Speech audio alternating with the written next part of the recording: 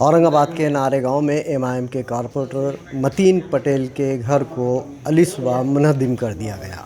इस सिलसिले में हमारे साथ इम्तियाज़ जलील साहब हैं। सर, मामला अदालत में ज़ेर गौर था।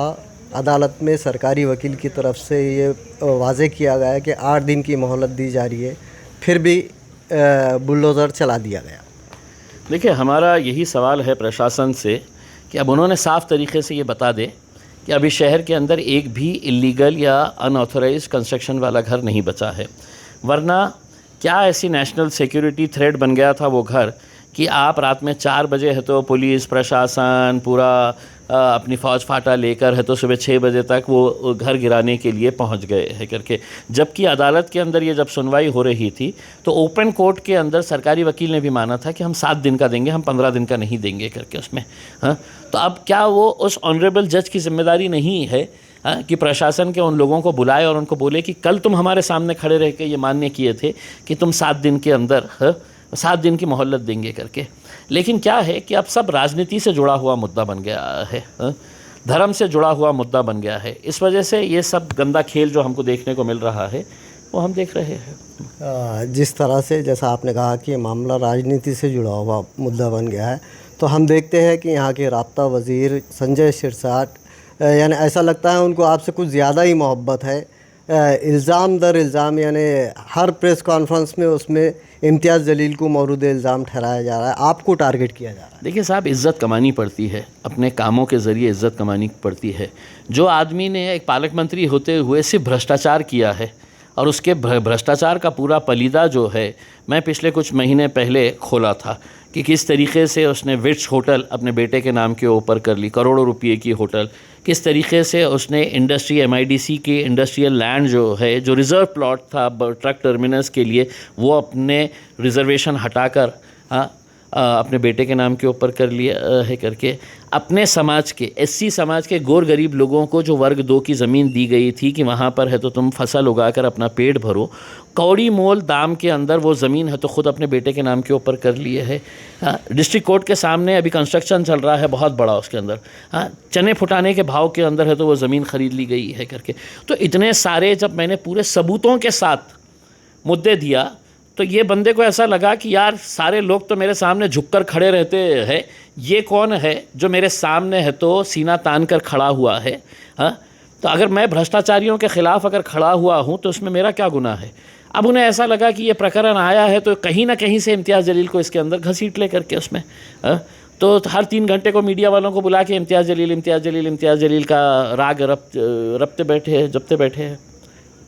हम देखते हैं कि माजी में कश्मीर में जो मिलिटेंटों के ख़िलाफ़ कार्रवाई होती थी उनके घरों को मुनहदिम किया जाता था, लेकिन अब ये देखने में आ रहा है कि इलेक्टेड कारपोरेटर्स उसके निशाने पे है और मामला सिर्फ इल्ज़ाम का है, लेकिन महज इल्ज़ाम की बुनियाद पर घर मुनहदिम कर दिए जा रहे हैं। देखिए ठीक है, इनका अगर गुंडा राज अगर चल रहा है और ये समझ रहे हैं कि साहब हम इसका घर गिरा दिए है, अब इसका पूरा परिवार जो है वो सड़क के ऊपर आ जाएगा, लेकिन इंशाल्लाह नहीं आएगा करके। अब हम और पूरी आवाम जो है ये तय करेगी और ये बताएंगे कि तुमने जो घर गिराए थे उसकी हालत कैसी थी और अब हम जो घर बनाएंगे। और मैं ये आवाम से अपील करूँगा कि हम सबको मिलकर हाथ में हाथ डालकर, क्योंकि आज एक का घर टूटा है कल किसी और का टूटेगा उसमें, तो हमको इनके मुँह पे तमाचा मारना है, उस हुकूमत के मुंह पे तमाचा मारना है जो ये समझ रही है कि हम अदालत से बढ़कर हो गए हैं। हम किसी के ऊपर आरोप लगाएंगे और आरोप लगते ही उसका घर ज़मींदोज़ कर डालेंगे। उसमें आरोप किसी एक शख्स के ऊपर लगा है, लेकिन पूरे परिवार को उस घर के अंदर है तो उसके बूढ़े माँ बाप रहते हैं, उसकी बीवी रहती है, उसके बच्चे रहते हैं, उनका क्या कसूर है। और ये कौन सा कानून आप लेकर आ गए हैं कि आप पूरा का पूरा है तो JCB लेके जाकर घर, अगर चाहते तो हम भी रुकवा सकते थे उसके अंदर, लेकिन हमको एक अलग तरीके से इनको एक तमाचा मारना था उसमें। अब हम तय करेंगे कि वो घर कहाँ पे होगा और कैसा घर बनाएंगे करके। इस पूरे मामले में मीडिया के रोल को कैसे देखते हैं? देखिए बात यही है कि किसी के ऊपर भी आरोप लगा दो, आरोप लगते ही कुछ राजनीतिक पार्टियां मैदान में कूद पड़ती है, उछल कूद करना शुरू कर देती है, कुछ संगठनाएं हैं जो उछल कूद करना शुरू कर देते हैं। और सबसे बड़ा घातक रोल अगर इस देश के अंदर अगर आज कोई निभा रहा है तो वो हमारे डेमोक्रेसी का 4th पिलर जो है, लोकशाही का 4था स्तंभ जो है, वो मीडिया। जो मीडिया आज कठपुतली की तरह नाच रहा है, और इनके इशारों के ऊपर झूठ को किस तरीके से बढ़ावा दे रहा है, तो उसकी ज़िंदा मिसाल अगर देखने का है तो नासिक का TCS केस देखिएगा, कि कितने दिनों तक चीखते रहे कि ये निदा खान जो है वो HRA में काम करती थी, लड़कियों को रिक्रूट करती थी करके, सुबह से लेकर रात तक यही राग रच रहे थे। फिर एक दिन TCS ने एक प्रेस रिलीज़ इशू करके कहा कि नहीं, उसका HR से कोई लेना देना नहीं, रिक्रूटमेंट से कोई लेना देना नहीं, वो सिर्फ एक टेलीकॉलर लड़की थी करके उसमें। तो सवाल ये है कि अगर आप उसका FIR अगर देखेंगे तो आपको ख़ुद ताज्जुब होगा कि FIR के अंदर बताया गया है कि उसके घर से जो है, एक आरोपी के घर से एक काले रंग का बुर्खा मिला, एक काले रंग का नकाब मिला, और उस नकाब को 2 रस्सियाँ हैं, एक prophet Muhammad and his life वो किताब मिली है 253 पेजेस की। तो आप बताइए किस मुसलमान के घर के अंदर बुर्खा नहीं मिलेगा, नकाब नहीं मिलेगा, और पैगंबर मोहम्मद सल्लल्लाहु अलैहि वसल्लम की किताब नहीं मिलेगी? कहीं ना कहीं अंदर से वो भी जानते हैं, लेकिन आज अफसोस के साथ यही कहना पड़ रहा है कि जब इस तरह के हादसात हो रहे हैं, वाक़यात हो रहे हैं, तो कोई आवाज़ उठाना नहीं चाहता है, हर कोई डरा हुआ है उसमें। हमें भी बहुत डराया गया था उसके अंदर, लेकिन अब कब तक हम डर के बैठेंगे? उसके अंदर लड़ेंगे, बोलेंगे, आवाज़ उठाएंगे। जैसा कि आपने बताया, तो यानी एक तरह का प्रोपेगेंडा जारी है एक मखसूस कम्युनिटी के ख़िलाफ़, और ख़ास तौर पे जो सियासी लीडर्स हैं उनको भी है तो टारगेट किया जा रहा है। सवाल ये है कि भाई क़ानूनी रास्ते हैं, और 156(3) के तहत मीडिया को क़ानूनी शिकंजे में जकड़ा जा सकता है। MIM ये क़दम क्यों नहीं उठाती? देखिए, बेसिकली आप देखिएगा कि हम लड़े तो किस किस के साथ लड़े। मैं कोई एक चैनल अगर दिखा रहा है बकवास, तो मैं उसके ख़िलाफ़ लड़ सकता हूँ उसमें, लेकिन पूरे के पूरे अगर एक एजेंडा के साथ अगर आ जा रहे हैं, और मेरा ये कहना है कि मेरी शिकायत का क्यों इंतज़ार कर रहे हैं?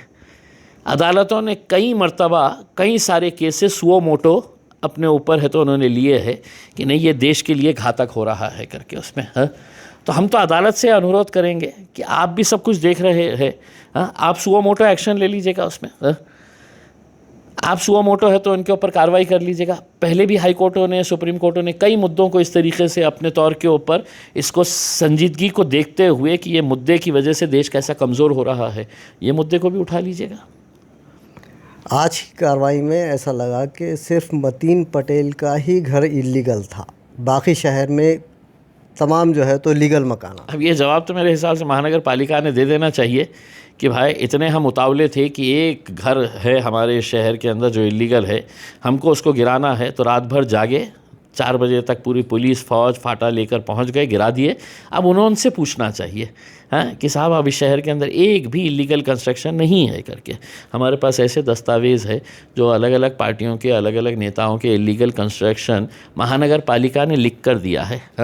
अब हम जाएंगे दोपहर में जाकर है तो महानगर पालिका के आयुक्त को, कमिश्नर साहब को दिखाएंगे कि साहब ये आपका डॉक्यूमेंट है, आपने कहा है, तो हम उनसे ये पूछेंगे कि हमारे लिए क़ानून अलग है और आपके लिए क़ानून अलग है। ऐसा तो नहीं हो सकता है ना। जी, बहुत बहुत शुक्रिया। ये थे इम्तियाज़ जलील साहब, साबिक़ MP। इन्होंने साफ़ तौर पर कहा है कि अब यहाँ के इंतज़ामिया को इस बात का फ़ैसला करना होगा कि यहाँ पर 2 क़ानून है, अलग अलग क़ानून है, या सब के लिए यकसा इंसाफ फ़राहम होगा। Azharuddin, Asia express, Aurangabad.